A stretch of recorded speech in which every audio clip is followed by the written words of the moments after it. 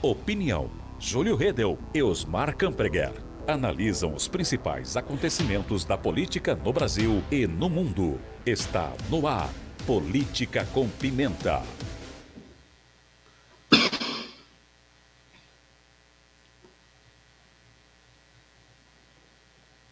Sete horas mais 39 minutos, voltamos na apresentação do seu Repórter Cultura, edição desta terça-feira, dia 9 de maio, e já estamos aqui com os nossos comentaristas do Política com Pimenta postos para começarmos o nosso debate. A hora certa por aqui é sempre no oferecimento de Lojas Gar, desde 1921 sempre presente, e nós vamos ao ar todos os dias no oferecimento do Supermercado Chitze, um amigo sempre perto de você. Vamos cumprimentando então primeiramente aí, Osmar Bento Campreguer, seja bem-vindo a mais uma edição do Política com Pimenta, Osmar. Muito bom dia.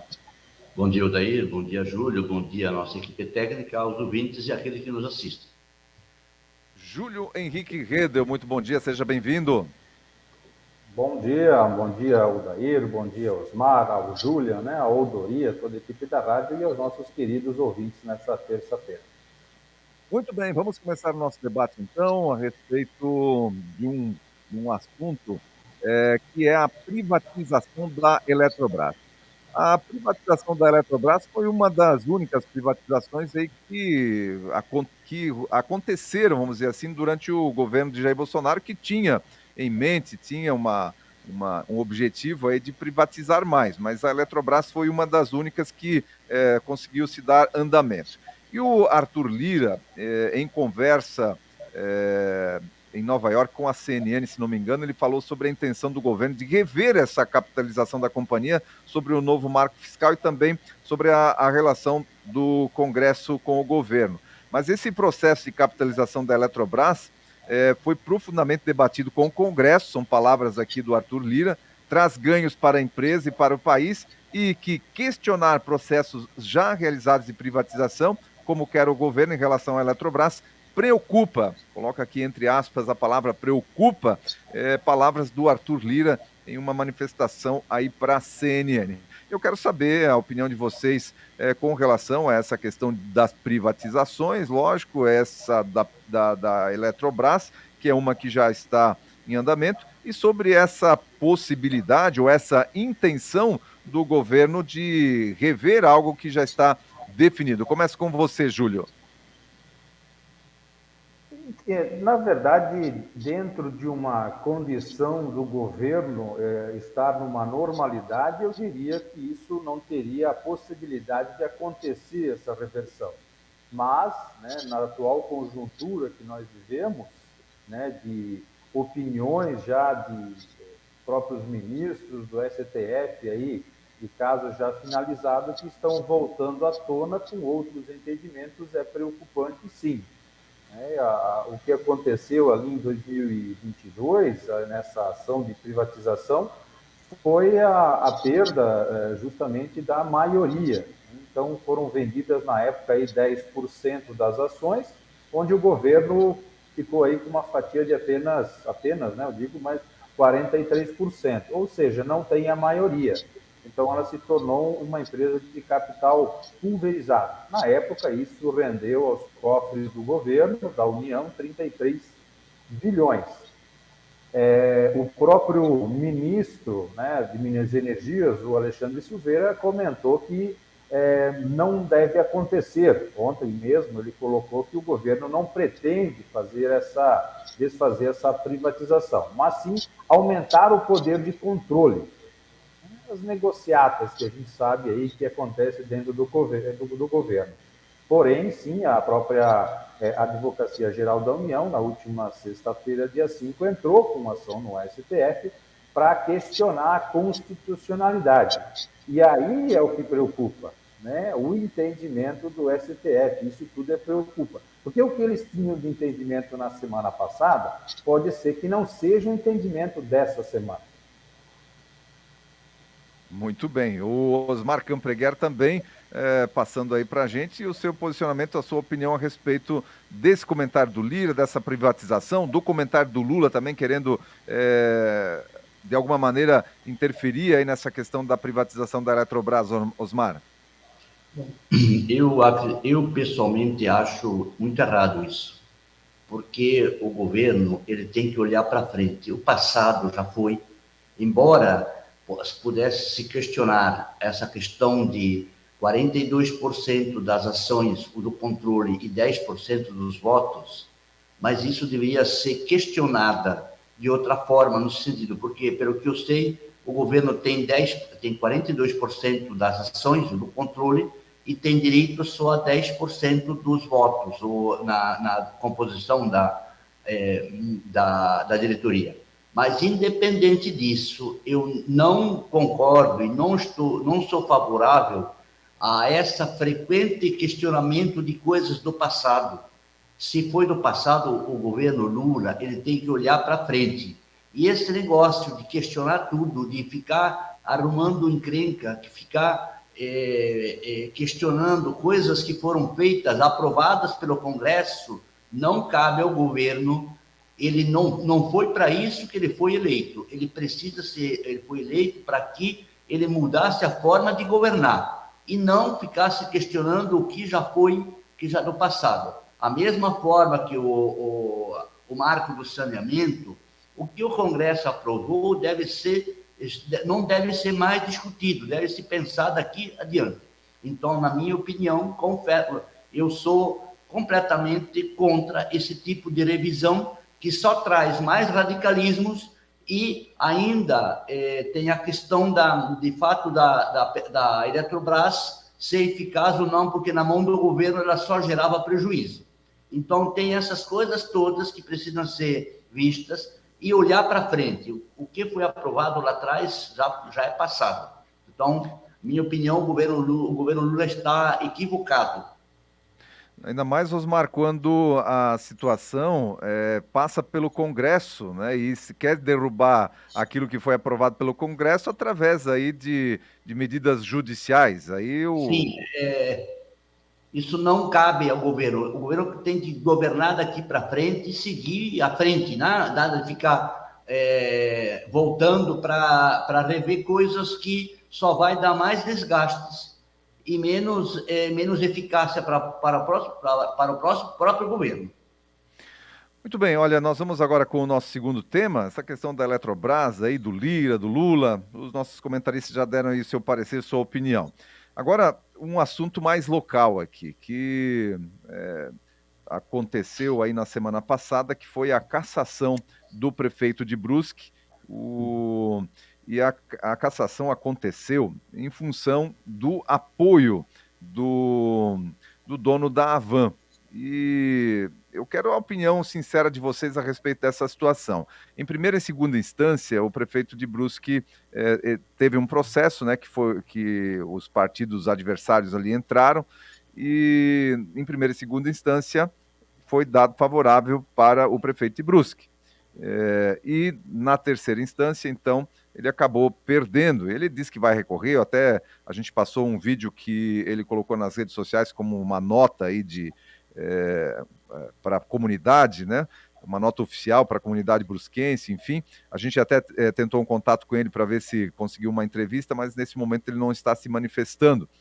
Então, eu queria a opinião sincera de vocês a respeito dessa cassação aí do prefeito de Brusque e o motivo pelo qual ele foi cassado, aí que, segundo o Alexandre de Moraes, o abuso de poder econômico aí por parte da Havan. Júlio.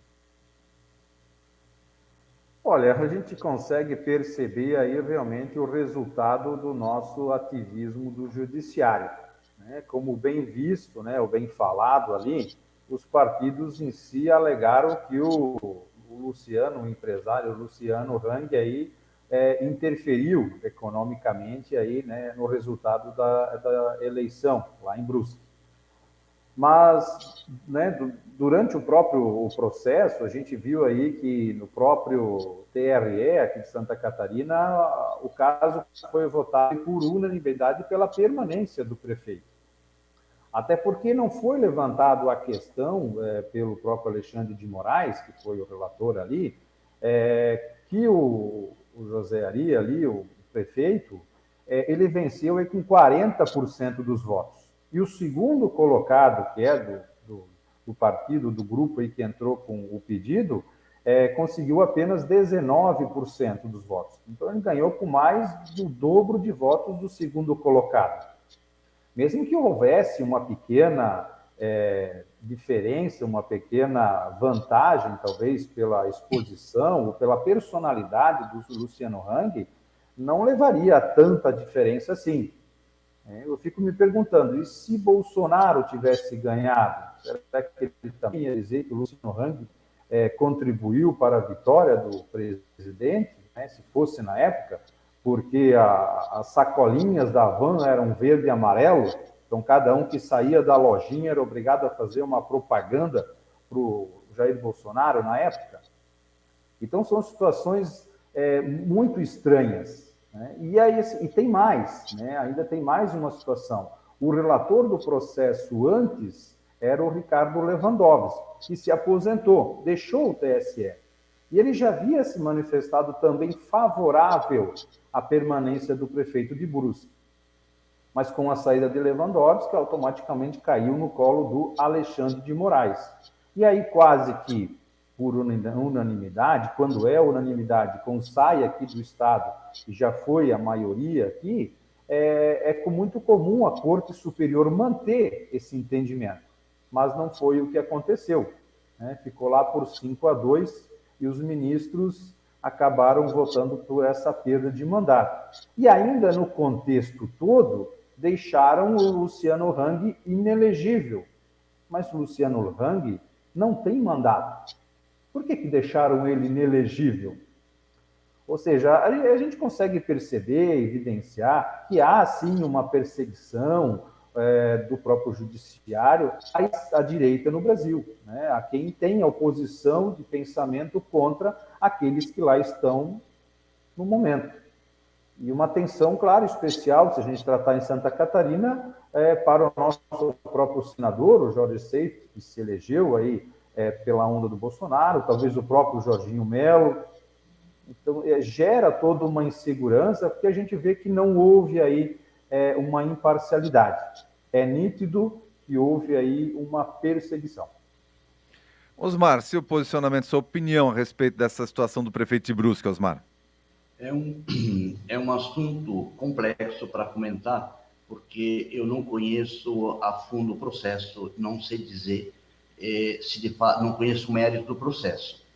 Eu vejo as duas situações assim de forma distinta. Aqui em Santa Catarina, o Luciano Hang é ídolo.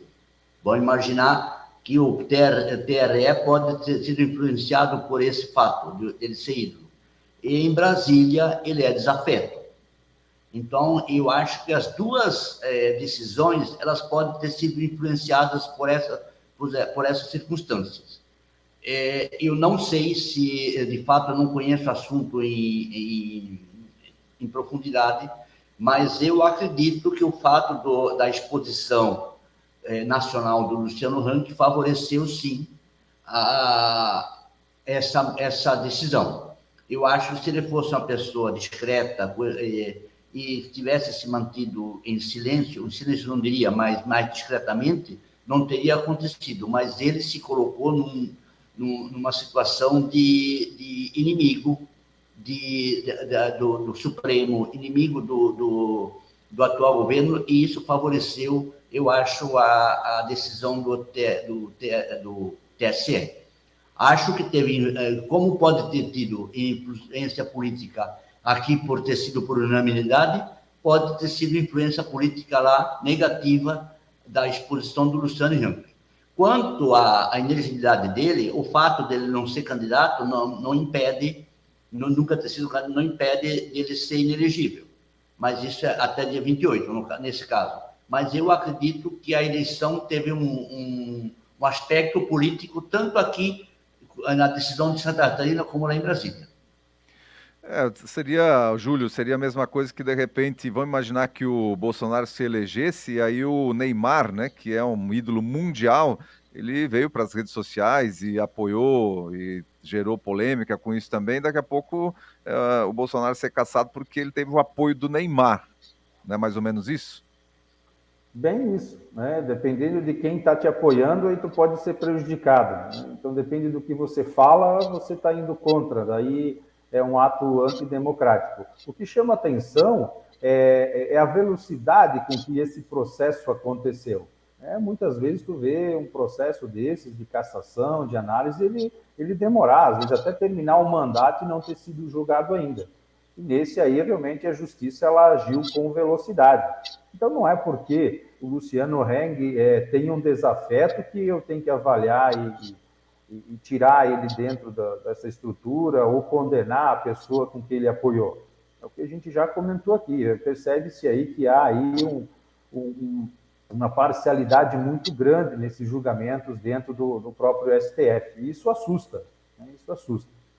Uma questão que o Osmar colocou, que é verdade também, lógico, o Luciano Hang, ele se colocou como um inimigo do Supremo Tribunal Federal, colocou como inimigo do atual governo, então é lógico, ele vinha para as redes sociais, ele dava a opinião dele e a gente sabe que está limitada essa questão da exposição aí, principalmente quando se fala do Supremo Tribunal Federal, enfim. Acho que nesse aspecto foi isso que pesou negativamente para ele, né, Osmar? Sim, com relação à velocidade do processo, à celeridade, não é bem isso. Nós tivemos esse final de semana uma eleição em Chavantina, que o prefeito também foi cassado por abuso do poder econômico. Então, não procede essa ideia de que o processo avançou rápido.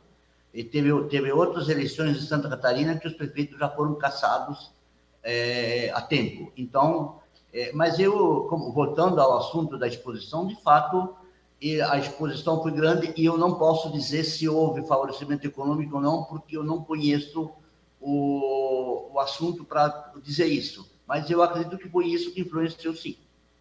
E na esteira aí desse caso, Júlio, até há comentários de que o Seife, o senador Jorge Seife, aqui por Santa Catarina, possa sofrer algum tipo de problema com base nessa fundamentação que foi utilizada aí para o prefeito de Brusque, que o Seife possa estar na mira aí também do TSE.